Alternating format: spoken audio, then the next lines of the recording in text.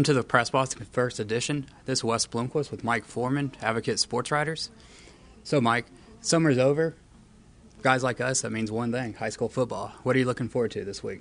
I'm ready for some football. We've had some scrimmages, but we're finally going to get some teams playing against each other. And starts out right here at Memorial Stadium on Friday night. Yeah. And I'll actually be at that game. Vipers taking on Taft this week.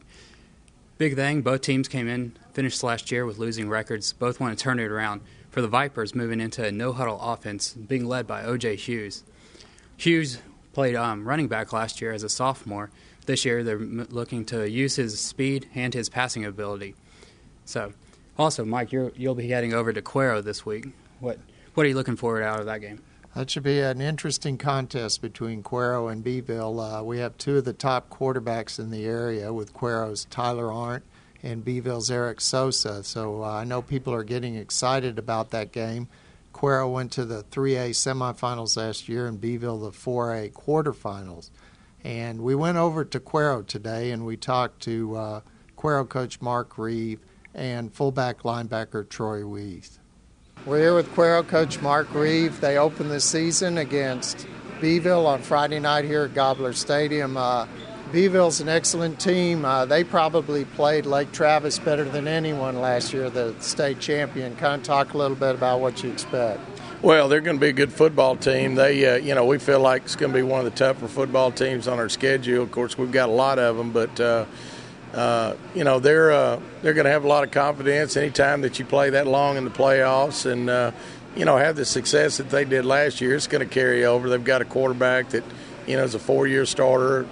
Probably their strength is probably going to be their offensive and defensive lines. They got a lot of size, and their old kids have been playing good for a long time and had a lot of success last season, and I'm sure that's going to carry over for them. I guess this would be a good measuring stick for your team too. Well, there's no question. I mean, that's why you schedule people like this. They're a good football team, and they're well coached, and they play hard, and those are the kind of people that you like to play. We're talking to Troy Weiss, and the Gobblers open the season Friday night against Beeville here at Gobbler Stadium. Troy, talk about the season opener and playing Beeville. It's the first game of the season. Everybody has a lot of expectations.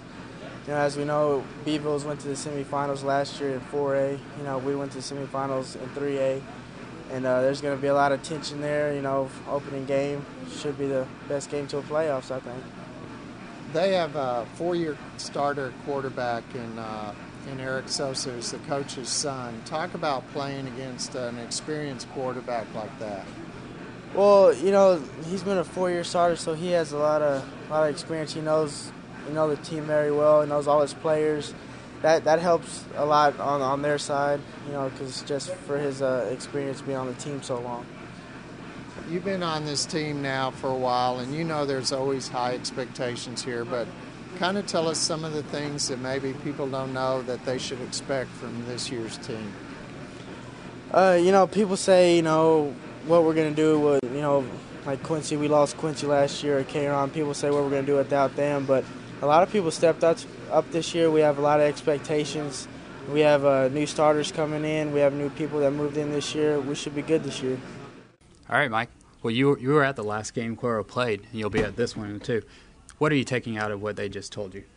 Well, I think Cuero's really excited about this season, and the same with Beeville. You have two teams with a lot of aspirations, and tonight will be a good measuring stick.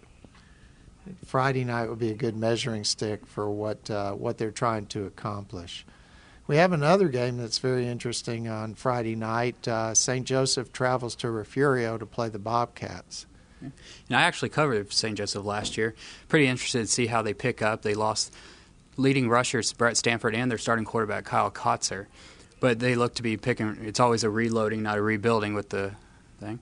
So in Refugio, they're a good team as well. What do you like out of this matchup? Well, Refugio is kind of interesting too. They have their entire line back almost, not intact, but almost entirely. And they have new skill people as well. So that'll be an interesting matchup. It'd be interesting to see how the young backs for Refugio come on early in the season. That's something I'm looking forward to seeing, too, how new quarterbacks, Andre Del Bosque, maybe Kevin Daniels for the Flyers. So that'll be interesting. And also the size. That's like you were talking about. Refugio has a lot of size. That'll be a big challenge for the Flyers. So I'm going to put you on the spot here. Who's your pick in this one? Well, I'd say if I had to make a pick, I'm going to go with the Bobcats. They're awful tough to beat at Bobcat Stadium. And I think St. Joe's catching them at the right time, but it's hard to pick against Refugio at home. Okay, I'm going to be a little homer, and I'm going to say St. Joseph. Okay, we disagree on that one. We've got some other games in the area, too, as we get started off. And you can see the complete list of who's playing Friday night.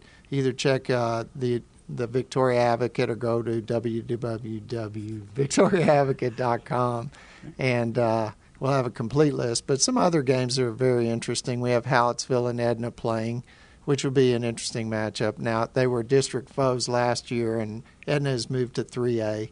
We also have Schulenburg and Shiner in their kind of last 3-year traditional opening. And then, of course, the Bloomington Bobcats under Lonnie Goad. He makes his debut. They travel up to Ganado to play the Indians, who are now a Class 1A team.